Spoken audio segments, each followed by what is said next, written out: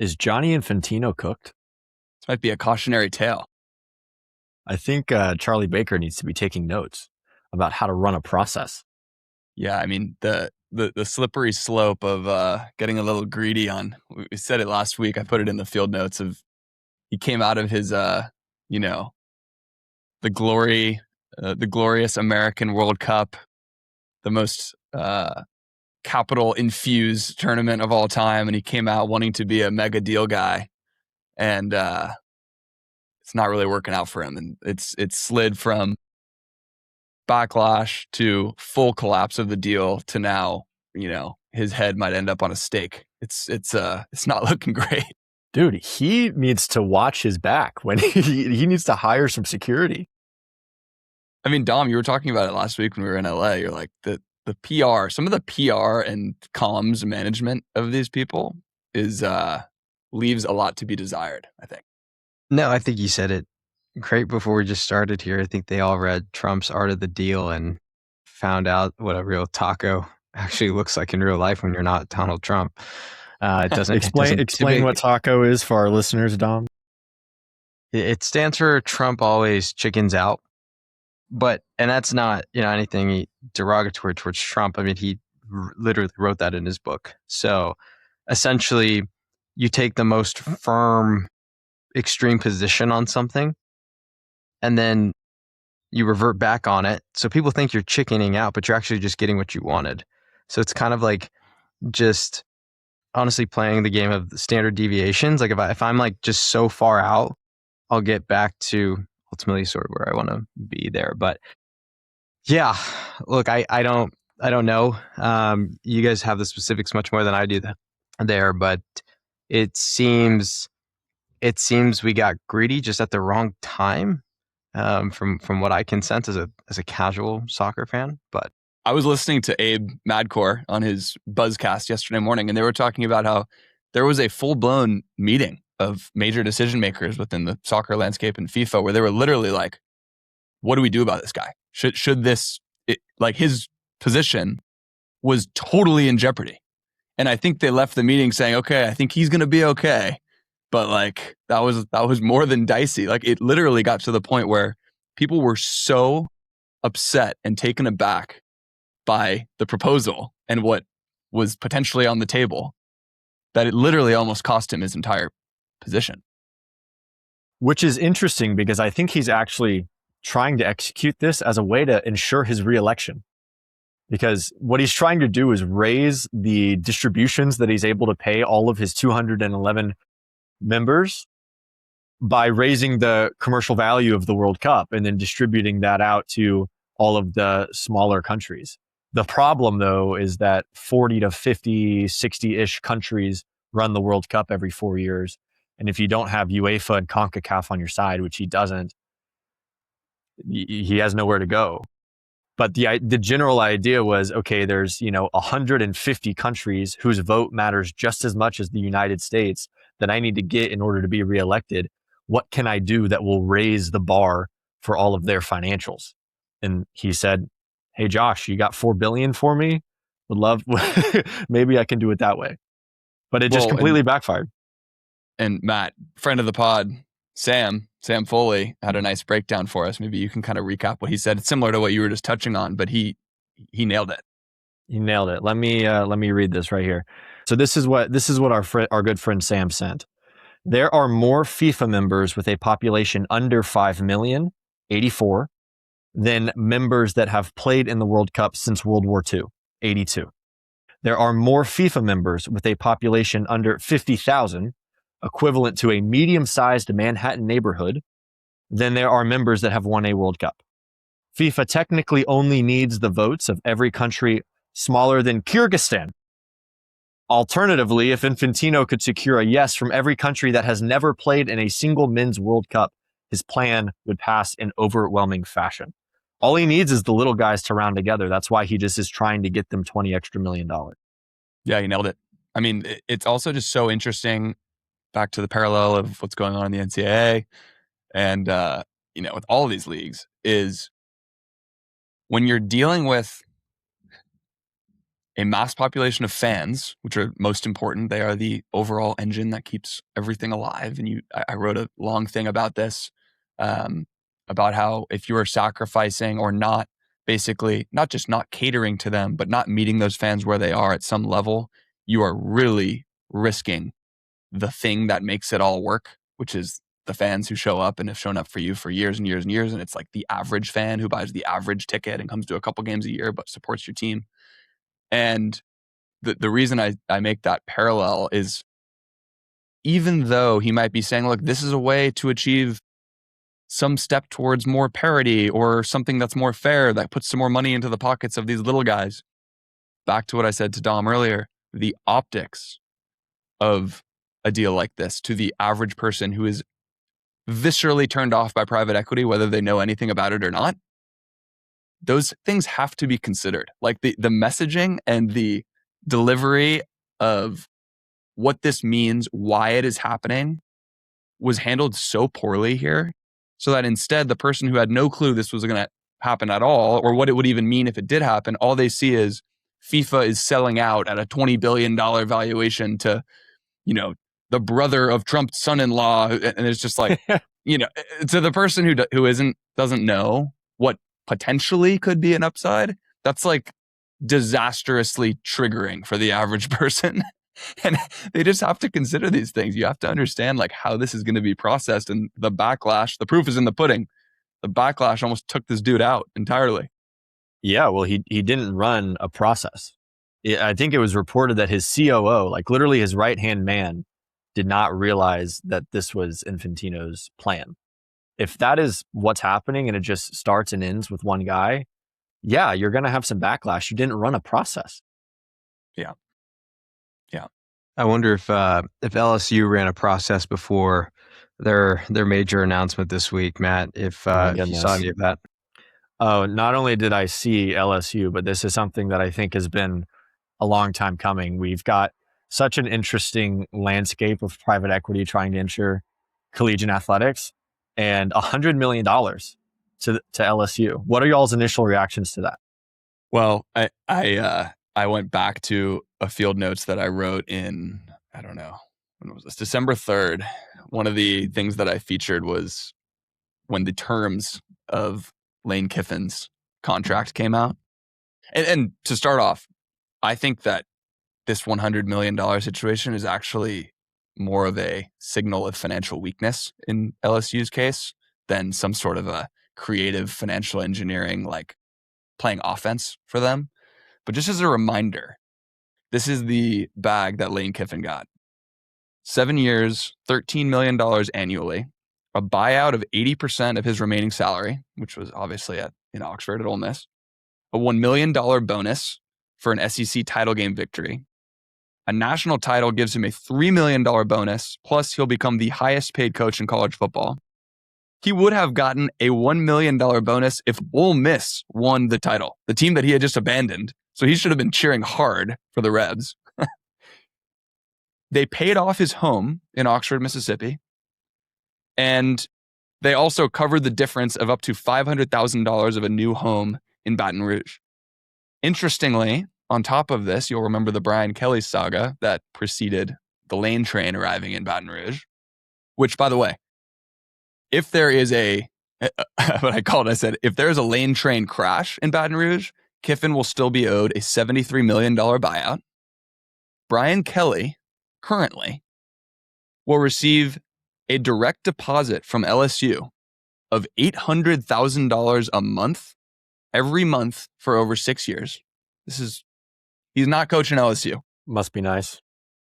The president of the university, which oftentimes is one of the highest paid government employees in a given state, the president of LSU has an annual salary of $750,000.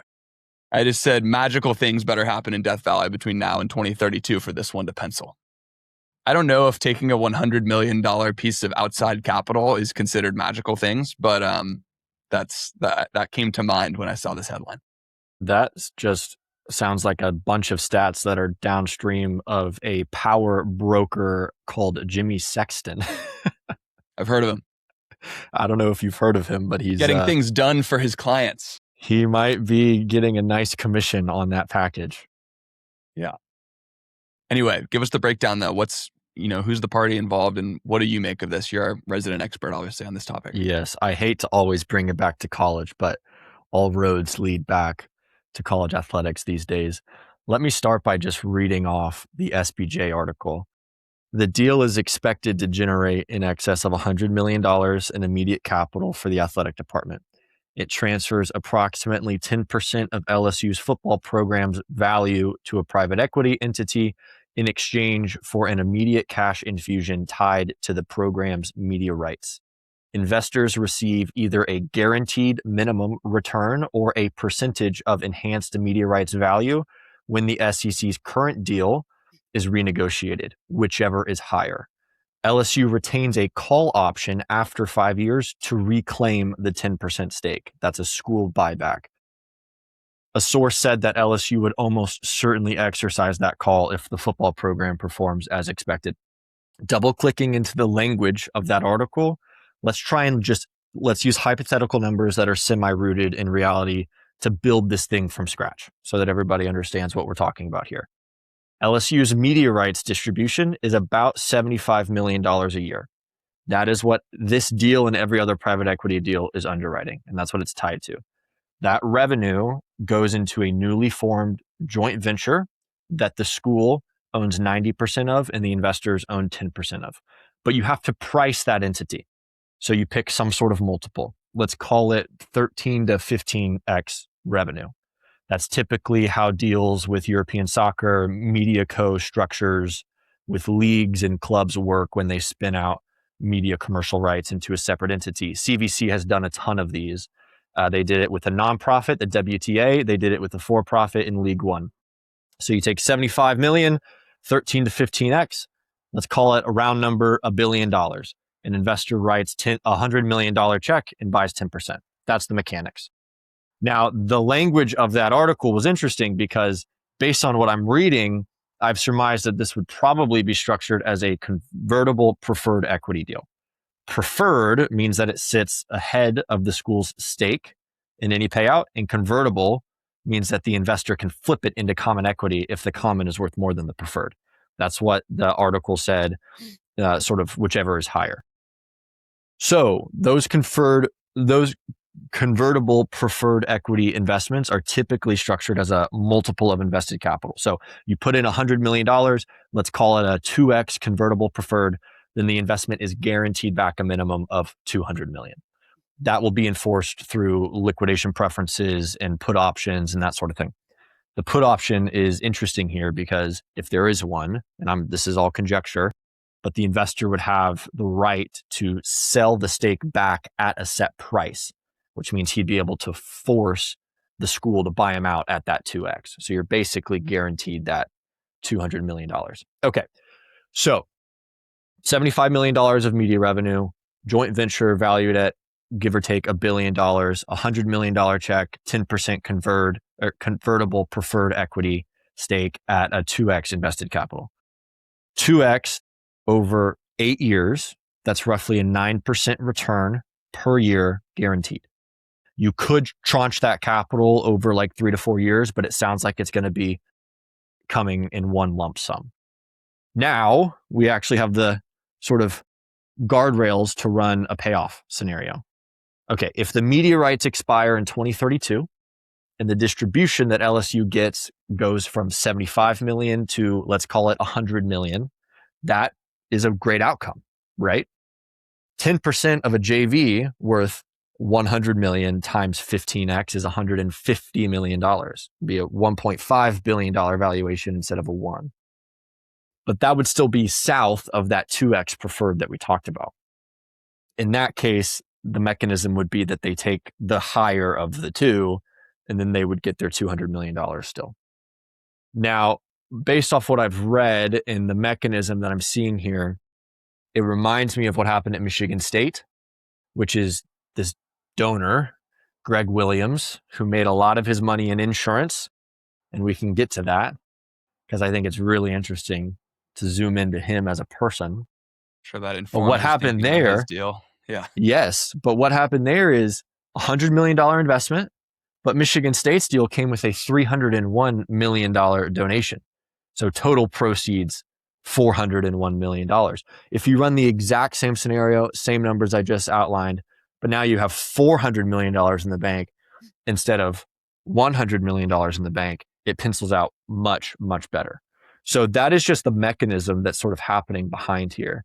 I'll pause there because I know that was a lot and it was a bit of a run through, but I want our listeners to understand how that thing is actually probably, this is conjecture, but structured, and understand that this is convertible equity in a sense. What's the time horizon, Matt, on the investors going into a deal like this? It's got to be, what they're banking on is the repricing of the media rights assets. So in 2032, when the media rights deal with it's the SEC, who is in bed with ESPN, so when that deal gets repriced up, that's when they're going to make their money back. That's not bad for a 5 to 6 year payback. And it's guaranteed. It's not like a 20-year hold on a mixed-use real estate development.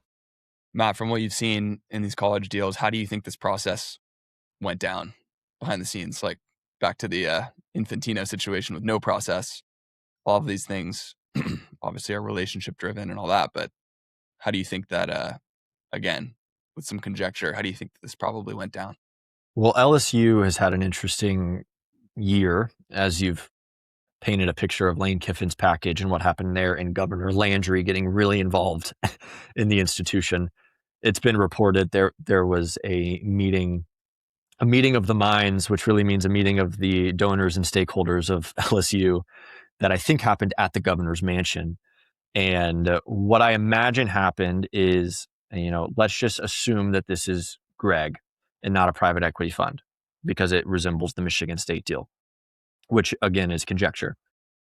But I would assume that him and his team approached LSU a year ago, at least 6 months ago, started speaking with the athletic directors, started floating the idea, socializing it. And then the athletic directors started to bring in their near cohort of advisors. Each one of these athletic departments have, call it a dozen high ticket donors that essentially function as advisors for them. So think Cody Campbell, Texas Tech, and their board of regents and that sort of thing. You run it by the president. You figure out how this works with the athletic department versus the academic mission of the institution, and how that money is going to flow on the actual balance sheet of these institutions. And then eventually you sort of just work your way up to Governor Landry, who has a hand in this, and everybody's going to meet together and sign off on, do we need $100 million right now? Are we willing to give up X percent of our media rights value 8 years from now? The calculus on LSU's part is probably a bird in the hand is better than two in the bush. And we need the $100 million now in order to separate ourselves, take advantage of Lane Kiffin being our head coach and at the helm. Let's go win this national championship. And then we're going to be in a really good spot come 2032 when the media rights deals are renegotiated, are re-signed, are repriced, investors get paid back, we'll still come out on top. That's the way LSU is thinking. What is the blow up scenario here? What's the absolute bear case? I know that there's a lot of protections and downside protection and guarantees, but give us a quick bear case before we pivot. The bear case is that the media rights deals don't get repriced up as high as they think they will, which media rights historically, especially for college football, have grown at, I don't know, call it a 10 to 15% CAGR. It's something ridiculous over the last 20, 30 years. So with a reasonable predictability, you know that that's going to happen. In fact, if you zoom into this mystery man, Greg Williams, that many of us have never really heard of, do y'all know about this guy? Not really. Again, Sam Foley put it on my radar in our group chat. Okay, so Greg, if it is Greg, again, conjecture, co-founded an insurance firm called Acrisure in 2005 in Michigan, small insurance shop. He brought in private equity money a few years into it to go and fund M&A. And that was so successful that he bought out the private equity firm just 3 years later. This dude was literally like a hyperscaler M&A machine. Let me walk you through a couple numbers here. The revenue of Acrisure grew from 38 million to 3 billion in 8 years when he was there. EBITDA went from 10 million to $1.2 billion in that same window. He acquired 1,000 insurance firms, 1,000, which was a 45% compounded annual growth rate. He was the fastest growing broker in the world for 8 consecutive years. Today, the company does $5 billion in revenue across 24 countries. They run a steady state M&A rate of about 100 transactions per year since 2017. And the company is valued at $25 billion. This dude, who many of us have never heard of, is one of the best M&A operators of all time. Yeah, it certainly sounds like it. It's insane. I think Acrisure has what used to be Heinz Stadium, the Steelers stadium at this point. Or are they the title sponsor? Yeah, and it came out of nowhere though. This is the first time I've ever heard of the guy. Like I know of Acrisure, but I never knew he was behind it. Wait, Heinz Field is now Acrisure Field? I'm pretty positive. Look it up. Check me. Wow. Let's check Can it we get out. a fact check on that? But it was deafening. Yeah, I was pretty upset about it, but Yeah, you're right, Dom. Acrisure Stadium. Yeah, right. I was pretty upset about it. It was kind of like AT&T Park becoming, I don't know, not AT&T Park anymore. I forget what it is. Staples becoming crypto.com. Yes, it was one of those situations. So yeah, it's like if Petco Park became, I don't know, Qualcomm something. Like it would just wouldn't hit the same. But that's really good. 2022, 2022, it flipped. Yeah, it's been a minute. But go into the psyche real quick of this guy. Obviously, he was a savage, but it was an insurance company. So if we are, Warren Buffett 101 is we take the float, we invest that money into things that make even more money. And oftentimes we need to invest it into things like airports and railroads and infrastructure because we have to pay out these life insurance premiums 20, 30, 40 years from now. So what does Greg see in college athletics that he saw in insurance when he acquired 1,000 mom and pop shops all across the country? Well, he sees that collegiate athletics are institutions that are going to be around for 20, 30, 40 years. He sees long dated, contractually obligated media rights deals with Disney, Fox, NBC, all investment grade institutions that basically step up with 100% predictability every 10 years. Those deals are essentially embedded escalators because we know that they're going to be repriced up. And then there's 130 FBS programs. Each one of them fragmented, each one of them under-monetized, priced by nobody, ripe for a roll-up. So the same thing that he saw in insurance is the same thing that he's seeing now in college. It's long contracts, recurring revenue, sticky relationships, no aggregator, no price discovery. This is literally just collegiate athletics serving up the same pattern to Greg on a silver platter. And he's like, oh, okay, I can just go do the same thing I did in Acrisure. I can do it in college. But then even better, what if you bundled all of those? You could go and get 15 or 20 of these guys. You could bundle them. You could say that bundle is going to do $400 million a year in cash flow. That portfolio would then diversify away all the idiosyncratic risk. You could securitize that portfolio and then you could sell it back to life insurers and pension funds, which is the same world that he comes from. If that's the plan that he's after, it's brilliant. Like, could you imagine going and get Michigan State, LSU, I don't know, Ohio State, can we go get 15 to 20 of these marquee brands who we know their media rights are going to get priced up and up and up over the next 50 years, aggregate as many 10% slivers as I can, put it in a portfolio, securitize it, and then sell it back to Acrisure? See, that's incredible. That's amazing pattern recognition by this guy. I'm sure, like you're saying, he probably had to smile from ear to ear as these puzzle pieces started to click for him, knowing that he knows he's already written the playbook and he's just going to run it back. Again, you just explained that wonderfully and in such great detail and articulated it so well. The average person listening to that wants to throw up in their mouth.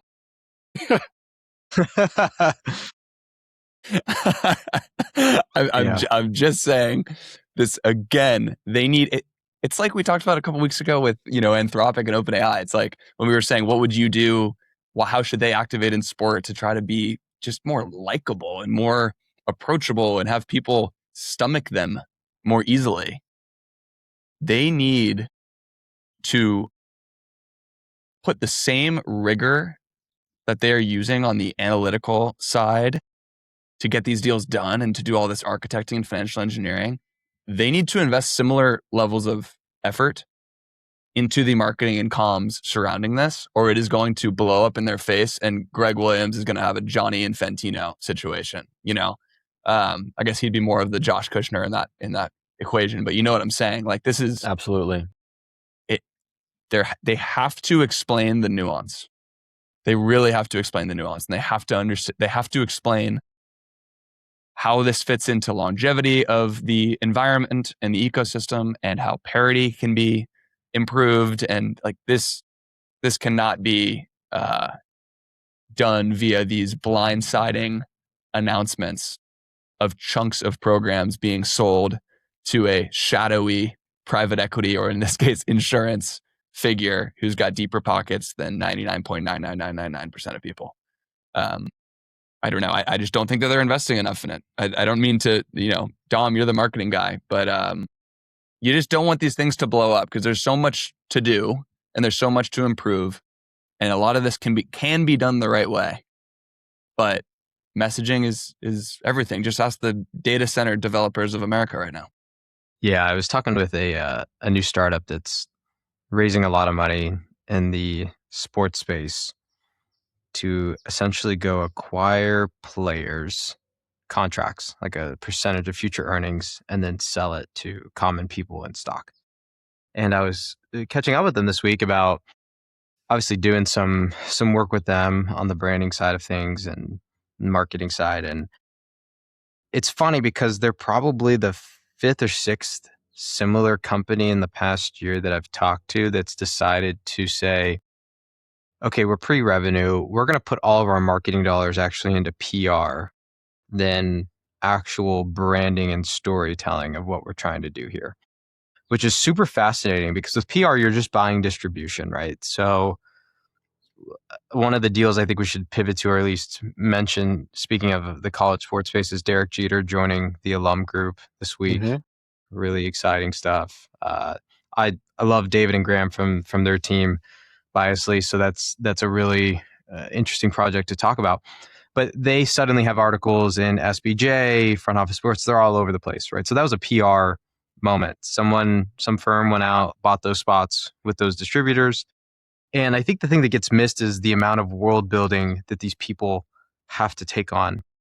And world building, rather, for those of you that are unaware of it, is really the practice of a brand creating an immersive or interconnected universe around a brand, rather than just pushing isolated headlines and articles. And all these guys are horrible world builders. Like they're so good at it in a boardroom, because they are. Like at the end of the day, they have to move these people to make absurd bets, and they understand leverage and the art of the deal. But man, in terms of world building and getting the rest of us plebeians on board with what they're doing, it doesn't translate as well. So we're definitely seeing that play out. What are some examples of good world building? I think of Freedom 250 as a recent example that people got behind, got on board on. They delivered, they lost a bunch of money, but it was quite the spectacle. It was well respected, I think, well received, right? Like, who else would be a world builder? And I think that's a great example. You saw that with Dana sinking $30 million at the White House with the UFC recently, right? But the ones that pull it off profitably, Matt, you have to look to more, I would think of the CPG or traditional brand marketing space. So really interesting story, and you guys should look up the video if you haven't. When Shohei Ohtani made his big league debut a few years ago, the debut wasn't at Coors Field, but his first game at Coors Field, he hits a home run like 460 feet, and he hits one of the scoreboards in right field and breaks a panel on it. I remember this. Shatters it. And the panel that he shattered it on was a Coors ad. And so then Coors decided, I think, to essentially make 100,000 bottles with this weird pixelated like triangle that looked broken, like a screen on the bottle. And then they put millions of dollars into marketing this thing and sending it everywhere. And they never even did an official partnership with Shohei Ohtani, but that's a form of world building, right? And getting fans excited about how this product accidentally just sort of aligned with the synergy of this player, right? So those are really good examples of it. Again, brands do an extremely good job of this. And I think, again, UFC 250, what you mentioned, America 250 was the latest example. The problem is the majority of the time when you execute perfectly, it still comes out to be a break even, maybe even a loss. And I think that's just really hard for a lot of these guys to stomach, especially talking with the amount of companies that we do on our side. Everything is just seen in the light of what is our return? What's the earned media? Right. And a PR firm can guarantee you all that, right? They can, guarantee they buy you 1 million impressions, whatever it is. Can't buy you the sentiment that people are going to feel when they read that headline. Goodwill is what we call it on a balance sheet line item. Yes. On a kind of micro or tactical level of, you mentioned immersive fandom, which is something that I had in my notes that I wanted to talk about. A couple things, and one of the great examples of that is Alum, where it's like live inside your fandom, like literally own an additional residence in your college town that is specifically designed for you to be the best fan and potentially booster you can be. Like that's really what it is at the end of the day. And the Akron Zips have put together one of the more creative and interesting customer acquisition promos I've ever seen. I don't know if you guys saw this week. One Zips season ticket holder will be randomly selected to work directly with head coach Joe Moorhead to design the opening drive for Akron's home opener against Robert Morris. That's crazy. More of it, please. Please, okay. More and of it. Dom, it gets better. You're going to love this. Every current season ticket holder has one automatic entry that they're going to draw from to see who gets to, sit down on a whiteboard with coach. If you refer a new season ticket holder, you get extra entries, and the winner is going to be announced on August 19th, right before that week one. So obviously, it's just an amazing reward, loyalty and rewards play happening, which sports is like missing so much. They're going to acquire so many additional season ticket holders for this. And I don't know. I don't want to speak as if I know this for sure. I doubt the Akron Zips have a super healthy season ticket program right now. And this is a creative way, and not to mention the earned media of doing something that sounds so outrageous and outlandish. This has been covered everywhere in the last couple of days. And of course, people are like, is there just going to be some random dude with a headset on the sideline, talking to the QB and on opening drive of week one? No, there will not be. And the coach is not going to listen to what this guy has to say. This is a Ted Lasso moment. I loved seeing it. It's creative. It's somebody in their operations and ticketing department going the extra mile to come up with something that the fans love. It makes a fan feel important, and it's going to drive legitimate dollars for them. These are season ticket packages. It's not a one-off, seat.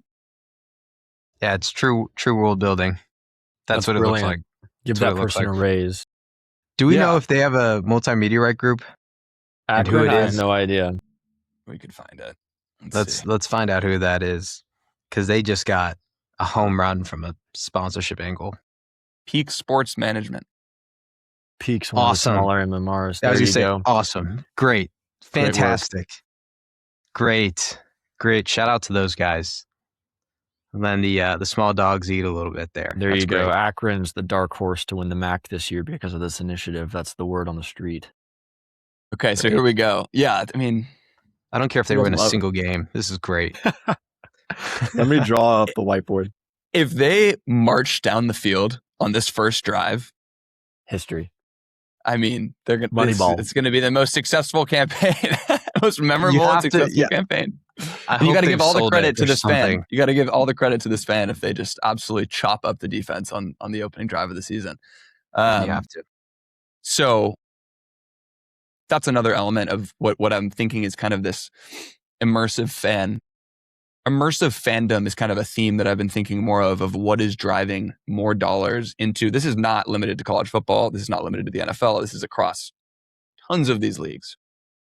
and wondering like, why are there more and more dollars than ever being pumped into the sports economy largely? Well, one theme or one trend is this concept of immersive fandom, where I think it shows up most prominently at the hyper premium level, where you have things like alum and people are literally buying residences in Tuscaloosa so that their game day experience gets elevated to the absolute max in terms of luxury and comfort and convenience. There's another company that I just sent to you guys yesterday called Game Day Jets. This company was started in 2025 by a Wheels Up alum named Luis Garcia, who I guess must have worked with my buddy Gary Spitalnik. And it allows you go on the website and it's like, are you going to an LSU game this year? Do you live in Houston? Do you want a seat on a Pilatus PC-12 to get you to and from a place that's relatively challenging to get to otherwise? And then do you want to get on a shuttle straight from this FBO and we'll handle it all for you? And it starts at $1,300 per seat. Or do you want to do the same thing to somewhere that's notoriously difficult to get to? Happy Valley, if you happen to be going to a Penn State game, or Lubbock for a Texas Tech game.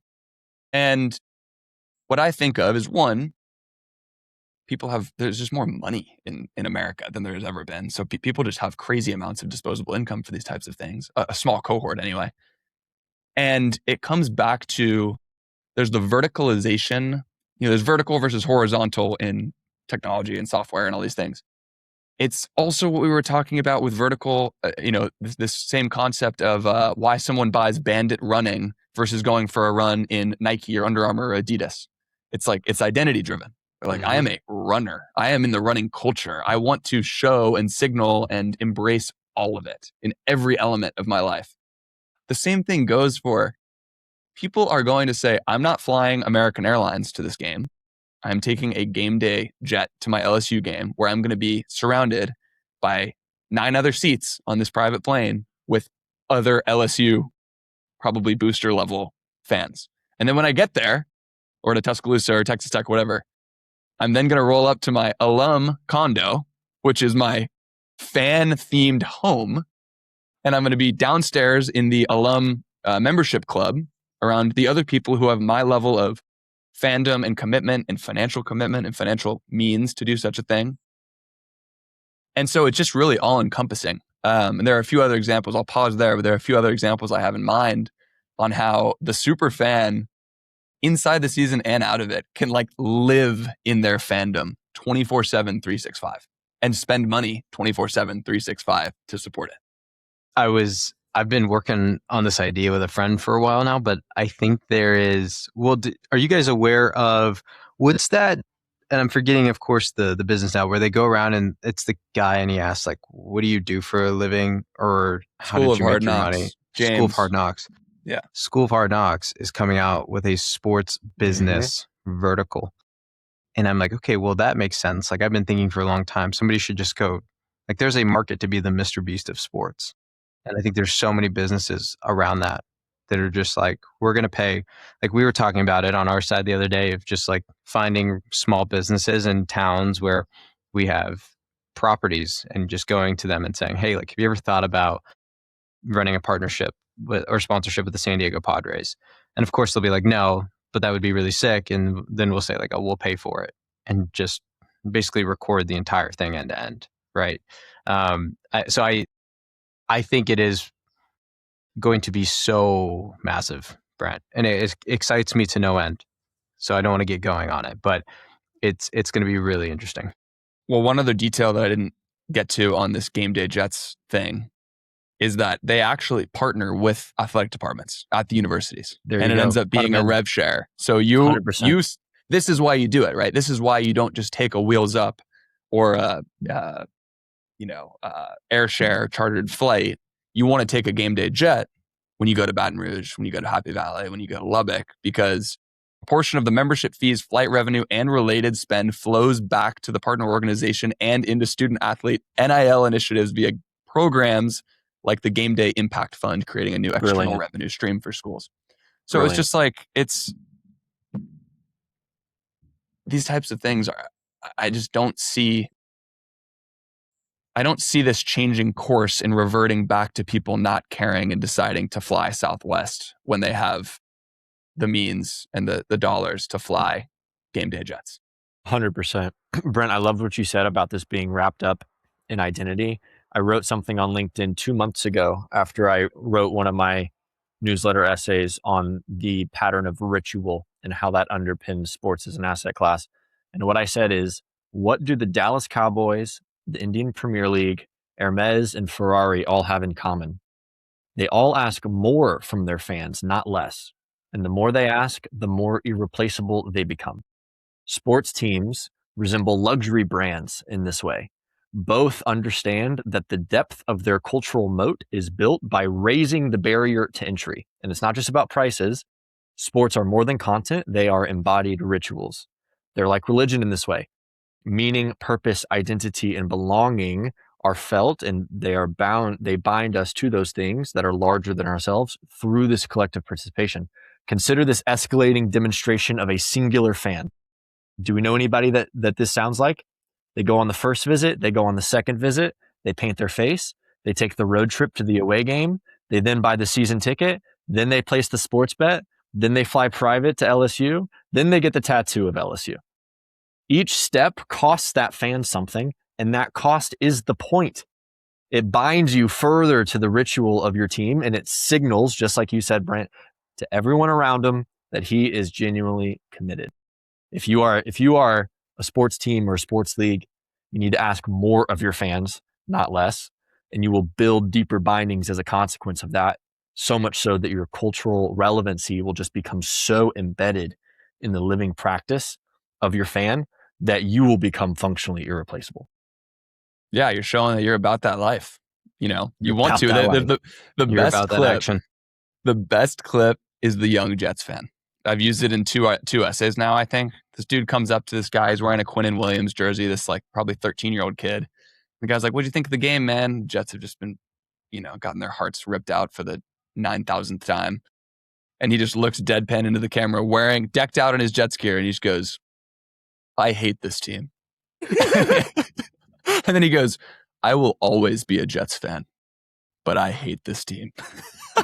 And the reason I included it the first time is I was like, the cultural impact you cannot even put it onto a spreadsheet. Like, when you get to the point that you actively are saying how much you hate this team while spending thousands of dollars driving to the stadium, spending your entire Sunday doing it, and you're going to do it next week and the next week and the next year, and you're going to take your kids, that is the best consumer and stickiest customer in any industry anywhere.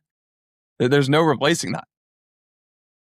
I mean, I remember I put in the same piece, I was like, what other company that provides a service at the end of the day, or entertainment, or a product, really, which is what you see on the field, do people spend hundreds of dollars for, and then they sit there and they put a paper bag on their head when they suck, and they sit there for the whole game, and then they go home and they talk about the game all night, and then they watch the Monday morning recap, and then they prepare for the next week with media, podcasts, Twitter, Reddit, articles, essays, on and on and on and on until it's game day again. And something that I want to talk about today, I've not yet watched the first episode, which came out on Tuesday night. I am a huge fan of Hard Knocks. I've always loved it. And something Who's the team this year? It's Seattle. Seattle. That's a good pick. Yeah. Obviously fresh off a Super Bowl. So the thing that I've loved about Hard Knocks, one, it needs to get more credit for how innovative it was, because it came out in 2001. And what they did is they took HBO clearly saw and was facilitating the success of breakout reality TV in this era. Think like The Real World. And so they took all these elements of that and then married it with unprecedented access that nobody else had ever achieved, getting inside the building and behind the closed doors of an NFL team during training camp, nonetheless. Super emotional time. Players getting cut, guys getting new contracts, coaches, showing up for the first time, players away from their families and their wives. And that was such it comes out weekly because the friction of media production and editing and all these things has continuously fallen. They're able to turn insane amounts of footage that they capture over the course of a week the next Tuesday. Like, this is a near real-time movie that comes out once a week. And it allows fans to get to know the players, humanizes players who play in a sport that has a helmet, which we all know hurts marketing. You'd way rather be one of 5 players on a basketball court where you can see the person's whole body and face, so much more marketable. And you can see now how many Hard Knocks juniors, or in some cases have been more successful than Hard Knocks, have blossomed out of that model. If you look at Drive to Survive, you look at Full Swing, you look at Break Point, on and on and on. And it's all following the same formula of like, let's elevate our stars, let's discover our rising figures, let's give them a microphone, let's go behind the curtain and humanize them and allow the fan to feel this next level of connection where you don't just love them because they're the fastest guy you've ever seen, but you also love them because, wow, he's got such an amazing wife back at home. And I didn't realize he was dealing with this injury all of last offseason. I had no clue. It wasn't publicized, but he's, sitting out for half of training camp and he's blah, blah, blah. That's another layer of the 365, 24/7 connectivity that you get that only strengthens that glue and connection. Because it's beautiful storytelling and we want to participate in our stories. This is why Americans participate in the 4th of July and Christians participate in Easter and Christmas. This is why Seattle fans will be tracking Hard Knocks Seattle for the next month. That is their story that they are participating in. They identify themselves with the Seattle Seahawks, and Hard Knocks gives them that insider access that they wouldn't otherwise have, and it further deepens their participation in their own story. And they're so smart in the way that but Hard Knocks is an amazing, I think the entity that benefits the most from Hard Knocks is the league. And then I would probably argue second is HBO. And then third is the individual team who is profiled. It can sometimes really elevate them. It can sometimes make you think, it's a risk, right? It can sometimes make you think, oh, that coach is lame. That team doesn't have any juice, doesn't have any culture. Like, this is not good. Or the absolute opposite, where you're like, you know what? I'm going to find myself rooting for, name the team. The Detroit Lions. The Detroit Lions post Dan Campbell. Case in point. Dan Campbell was made for Hard Knocks. John Gruden was made for Hard Knocks. There are certain coaches and certain players who are just, it's so amazing how well they do on these things. There's the official Hard Knocks podcast hosted by Andrew Siciliano. They are then doing the show, a podcast about the show each week, because you couldn't possibly stop and only watch on a Tuesday night and then have to wait another week. You're going to talk about it with all your friends. And then you want the experts break down. You want to understand, oh, I was thinking the same thing as Andrew Siciliano and I had the same reaction, and more money, more monetization, more coverage, on and on and on and on. And there's probably such thing as saturation and too much. But in this case, I think they actually strike an amazing balance, or I guess they hit the right level. And part of that is because it's totally fleeting. There's only a few weeks of Hard Knocks. Hard Knocks is limited to the month-ish that is training camp. That part of it's really interesting too. It reminds me, oddly enough, of cricket, which has sort of each season, like the IPL season's 2 months long, and then it goes away for 10 months. And every single year, the entire subcontinent of India looks forward to April and May because that's when the IPL is on. And the founder of the IPL, I forget his name, made sure to infuse Bollywood into it, like aspects of Bollywood culture. And they were on prime time every single night, Monday through Sunday, for 2 straight months. And that's what the IPL season was. And they actually decided to take the primetime slot and go toe-to-toe against reality TV and other TV programming that the subcontinent of India was tuned into. And they said, we're just going to go head-to-head against these guys. We're going to view ourselves as like the best, most Indian content there is. And everyone's going to tune into this because we're infusing these aspects of Bollywood and whatnot. And we made it a spectacle. And then it was like the favorite sport of the country, and they crushed. And what happens for the other 10 months? Everyone's just looking forward to next year. Everyone's just talking about all of the storylines that happened last year. And, RCB just won the championship. How are they going to do now that Virat Kohli's aging, and all these different storylines? And that's just what keeps the engine going. So you can end up monetizing 365 now through globalization, through social media, through all these different channels, even though you're only playing 2 months out of the year. Can I remind you guys of a mind-blowing statistic? Please do. The amount of action in an NFL game where the ball is live is 11 minutes. Oh my God. There's 11 minutes of live action gameplay that is not in a huddle, that's not a timeout, that's not a commercial, that's not 11 minutes. There are 17 games in a season guaranteed for a team. You're going to watch 187 minutes or 3 hours of your team playing football in a year, guaranteed. So it is obviously, that just gives me, it's such a reminder of how amazing of an engine and a machine the NFL, all these leagues. The NFL is just an extreme example with such a finite number of games, that they're able to capture your attention year round for when the actual action itself is so tiny. That's mind blowing. That's a lot of window Unreal. dressing. It's a lot of window Ton. dressing. They do such a good job, and they have these master storytellers in the broadcast booth, and they just do it's such an orchestrated, well-oiled machine. And one final point I want to make is I last week was just looking for something to watch, and I found something called a Netflix Instadoc, and it was all about prediction markets. I thought, okay, I don't know what an Instadoc is. I don't know if this is a new category on Netflix. I don't know if this is going to be like some crazy, Netflix now has clips in their mobile app. So I'm like, you're becoming TikTok. Like, this is so brutal. Everything is becoming short form. Spotify has it too. And I click on it, and it is a, 40 something minute long, like, documentary. And I'm watching it on, I don't know when this was, maybe July 30th. And the opening scene just says July 26th, 2026. And it's them filming these guys 4 days earlier. And a lot of the rest of the documentary had taken place in the months preceding.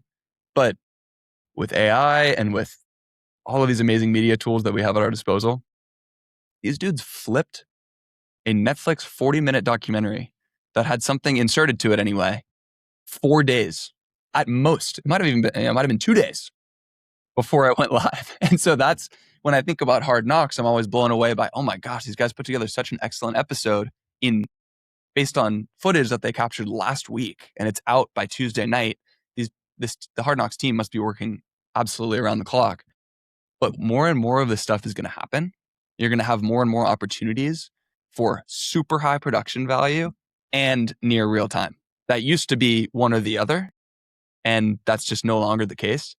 And that was just a wow moment for me seeing that, where I literally paused it. I was like, 2026?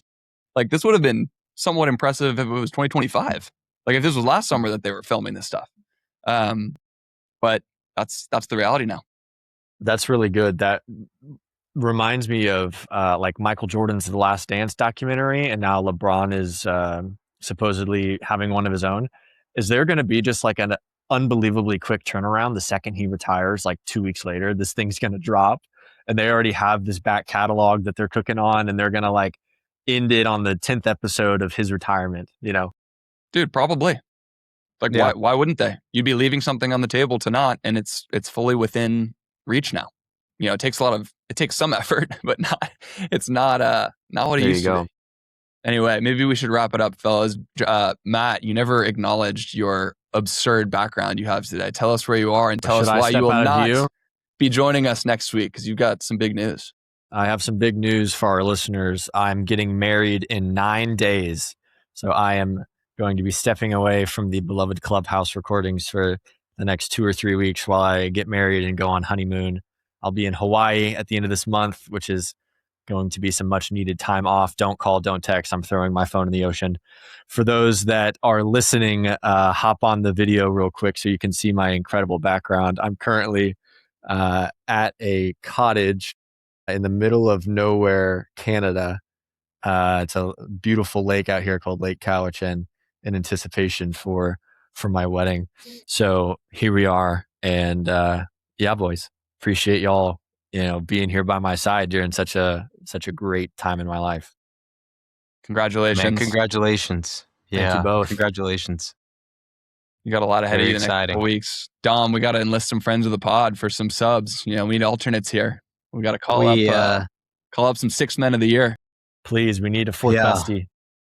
Yeah, we definitely need someone to hop in. Maybe to just go to the tape here to end it. Matt, you mentioned cultural modes being, quite the thing these days in sports. Just want to show you what my algorithm's been showing me the past, few nights randomly. We have some Amish softball. I don't know what I've done for the algorithm to show me Amish softball, but we are here and I want to be a part of it. I don't know how to be. I think I guess I have to join a Amish community. But for those that are just listening, Amish softball is now one of the most viral categories on Instagram at the moment. So, yeah, This is Dom's I'm about that life flex. If your algorithm doesn't have Amish softball, you are a freaking casual when it comes to your sports knowledge. You are such a casual. Look at Sue's King ripping a double. Oh wait, no, that was just a single. Guys, that was just a single. What? Oh, there's the double. Okay. They threw it away. The comments, by the way, are amazing. I don't know if you guys can see this. John B. Chris says the scoreboard says 9-2, but it's powered by electricity, so they don't trust it. Interesting. That's funny. Yeah, who's filming this? I was gonna say. Oh, this is a good one. This has the most likes. They built a barn during the 7th inning stretch. So I don't know if anyone's Amish. I don't know if anyone's Amish that's watching this, but absolutely zero offense. This is great. This is awesome, though. I mean, all the fans. Nobody has phones in their hands. Like, there's nobody back there with any technology in their hand. That is the ultimate anti-AI bet right there. Yeah. Amish softball. Yeah. I don't even know how you commoditize this, but or monetize for that matter. But great stuff, guys. Great stuff. Matt, enjoy your wedding and festivities coming up. Rick and I will miss you, and Kyle on a call later this month. Yep. So come back when you're ready. And Brent, we'll have to find a friend to continue this while Matt is partying it up. Need a celeb We'll shot. find someone. Godspeed, Jester. Congrats. Thank you, boys. Godspeed, man. God bless. Congrats.